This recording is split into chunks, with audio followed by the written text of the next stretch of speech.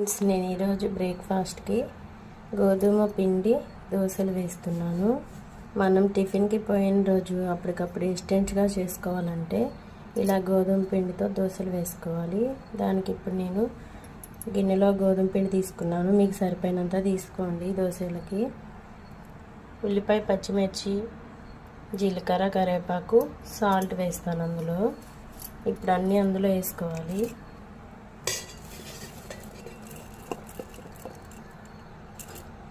అందులో వేసుకొని సాల్ట్ వేసుకోవాలి. టేస్ట్కి సరిపడినంత సాల్ట్ వేసుకోవాలి. ఇప్పుడు దీన్ని కలుపుకోవాలి వాటర్ పోసుకొని. ఇదిగోండి, ఇలా దోశ కన్సిస్టెన్సీ వచ్చేలాగా కలుపుకోవాలి. మరీ లూజ్గా కలుపుకోకూడదు, మరీ థిక్గా కలుపుకోకూడదు.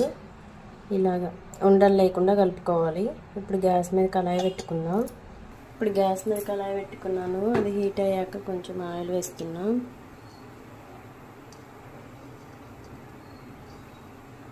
అది హీట్ అయ్యాక దోశ వేసుకున్నాం. ఆయిల్ హీట్ అయ్యాక ఆయిల్ కాగింది. ఇప్పుడు దోశ వేస్తున్నాం. ఇది దోశ వేసాను. దీన్ని కూడా సిమ్లోనే కాల్చుకోవాలి. బాగా లేసేస్తుంది సిమ్లోనే కాలిస్తే. ఇదిగోండి, ఇప్పుడు నేను తిప్పుకుంటాను. ఇటు సైడ్ కూడా కాల్చుకోవాలి. చూడండి ఎలా వచ్చిందో. అటు కూడా ఇలాగే కాల్చుకొని ఇంకా తీసేసుకోవడమే. ఎలా ఉందో కామెంట్ చేయండి. ఇది తెలియని వాళ్ళకి మాత్రమే, తెలిసిన వాళ్ళకి కాదండి. అందరికీ తెలుస్తుంది మ్యాక్సిమం.